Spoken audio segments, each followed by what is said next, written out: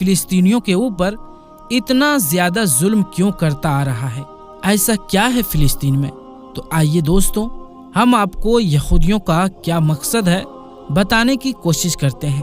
प्यारे दोस्तों, शायद आप लोगों को ये पता होगा कि इमाम मेहदी अलैहिस्सलाम के ज़ुहूर होने यानी निकलने का ज़माना बिल्कुल ही नज़दीक आ चुका है और हुजूर सल्लल्लाहु अलैहि वसल्लम ने उनके बारे में जितनी भी निशानियां बताई थी वो सब लगभग पूरी हो चुकी है और यहूदी अपनी उसी आखिरी साजिश में लगे हुए हैं कि किसी तरह मुसलमानों का पहला किबला मस्जिद अक्सा को शहीद करके यानी गिरा के वहाँ हैकल सुलेमानी बनाया जाए कि जिसे बनाने के बाद उसमें से यहूदी हजरत दाऊद अलैहिस्सलाम का तख्त लाकर रखेंगे कि जिस पर वो अपने मसीहा मतलब दज्जाल को बिठाकर सारी दुनिया पर राज करेंगे। इसीलिए इजराइल आजकल पूरे फिलिस्तीन को मिटाने पर लगा है और इसी जंग के दौरान ये उनका खास टारगेट है कि वो मस्जिद अक्सा को गिराकर वहाँ थर्ड टेम्पल यानी हैकल सुलेमानी को वहाँ बनाया जाए। इसके पीछे की पूरी प्लानिंग 1897 में ही यहूदियों ने एक नक्शा बनाकर कर ली थी और आज वो अपनी उसी प्लानिंग को पूरा करने जा रहे हैं। यहूदियों का मानना है कि जब तक हम अपना हैकल सुलेमानी को नहीं बनाएंगे तब तक हमारा मसीहा दज्जाल नहीं आएगा और उसके बगैर हम इस दुनिया पर राज नहीं कर सकते। आज से 100 साल पहले जब हिटलर ने इन्हीं इजरायली यहूदियों को चुन चुन कर मारना शुरू किया था तो यही इजरायली लोग बच बचाकर एक नाव में सवार हुए थे और अपनी नाव पर लिखा हुआ था कि ऐ लोगों, हमारी आखिरी उम्मीद मत तोड़ना। उस वक्त सभी देशों ने हिटलर के डर से इन इजरायलियों को अपने पास जगह देने से साफ साफ मना कर दिया, लेकिन आखिर में जब ये यहूदी फिलिस्तीन पहुंचे तो फिलिस्तीनी मुसलमानों ने इन पर तरस खाया और अपने यहाँ रहने की छोटी सी जगह दे दी। लेकिन उसके बाद इन इजरायली लोगों ने वही काम किया जो इन्होंने इंडिया में किया था कि जिस कौम ने उन्हें अपने घर में रहने की जगह दी, ये उन्हीं को आपस में लड़ाकर उनके मुल्क पर नाजायज कब्जा करने लगे। जैसे इन लोगों ने पूरे हिंदुस्तान पर कब्जा करके करोड़ों हिंदुस्तानियों पर सदियों तक जुल्म ढाया, ऐसे ही ये यहूदी 1946 के बाद से फिलिस्तीन पर कब्जा जमा कर वहाँ के मुसलमानों पर जुल्म के पहाड़ तोड़ते आए हैं और अब तक इन लोगों ने लाखों फिलिस्तीनियों को अब तक मार डाला है। प्यारे दोस्तों, मुस्लिम देश आज जैसे खामोश होकर बैठे हैं, सिर्फ बातों के अलावा उनके पास कुछ नहीं।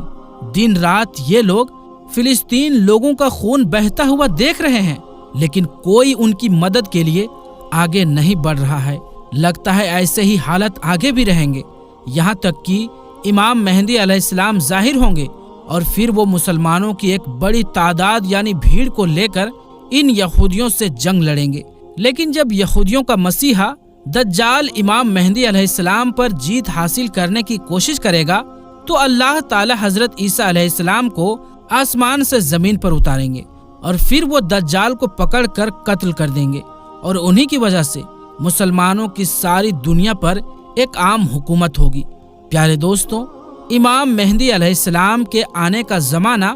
बिल्कुल करीब आ चुका है। हदीस की किताबें और हालात को गौर से पढ़ें और अपने बड़े बड़े उलमा इकराम की माने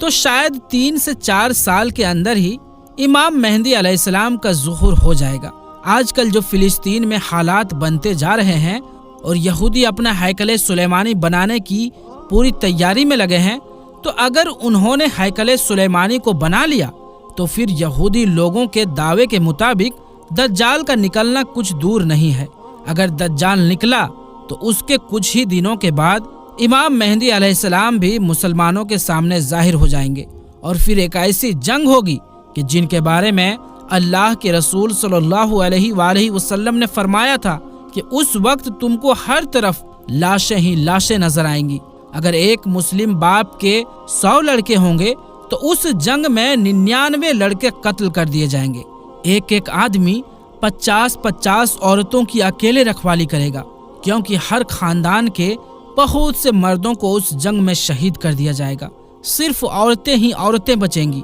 यहाँ तक कि 50 औरतों की रखवाली करने वाला सिर्फ एक ही मर्द होगा। حضور صلی اللہ علیہ وآلہ وسلم کا فرمان ہے کہ اے لوگوں، جب دجال نکلے گا تو اس وقت تم سب خراسان سے کالے جھنڈے نکلنے کا انتظار کرنا۔ یاد رکھنا، اس وقت میری اولادوں میں سے ایک انسان پیدا ہوگا کہ جس کا نام میرے نام پر محمد ہوگا، اس کے باپ کا نام عبداللہ ہوگا اور اس کی ماں کا نام آمینہ ہوگا۔ وہ خراسان کے طرف سے کالے جھنڈے لے کر نکلنے والے کا لشکر کا لیڈر ہوگا۔ تم سب اس کا انتظار کرنا، وہ دجال سے جنگ لڑے گا۔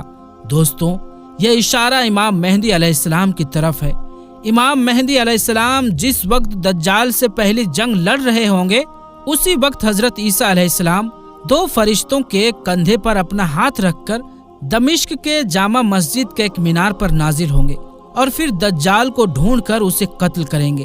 پیارے دوستوں، امام مہدی علیہ السلام کو خود نہیں پتا ہوگا کہ میں وہی مہدی ہوں کہ جن کے بارے میں اللہ کے رسول صلی اللہ علیہ وآلہ وسلم نے فرمایا تھا کہ اس مصیبت کے وقت میں وہی انسان تمام مسلمانوں کو کافروں کے ظلم سے بچائے گا۔ اسی لیے اللہ کے رسول صلی اللہ علیہ وآلہ وسلم نے امام مہدی علیہ السلام کا ایک ایک نشانی بیان کر دیے ہیں کہ ان کا چہرہ کیسا ہوگا، ان کی داڑھی کیسی ہوگی، ان کے باپ کا نام کیا ہوگا، ان کی ماں کا نام کیا ہوگا۔ اور جس وقت 40 ملکوں کے علماء اکرام امام مہدی علیہ السلام کو ڈھونڈنے نکلیں گے تو وہ اس وقت کعبہ کا طواف کر رہے ہوں گے اور ان کی عمر بھی تب تک 40 سال ہو چکی ہوگی، جیسا کہ اللہ کے رسول صلی اللہ علیہ وآلہ وسلم کے پاس 40 سال کی عمر میں پہلی وحی آئی تھی اور تبھی آپ نے اپنی نبوت کا اعلان فرمایا تھا۔ حدیث میں جو آتا ہے کہ امام مہدی علیہ السلام خراسان کے کالے جھنڈوں والے لشکر کے ساتھ نکلیں گے اور سب سے پہلی جنگ دجال سے لڑیں گے، تو اس سے تو صاف معلوم ہوتا ہے کہ دجال پہلے نکلے گا۔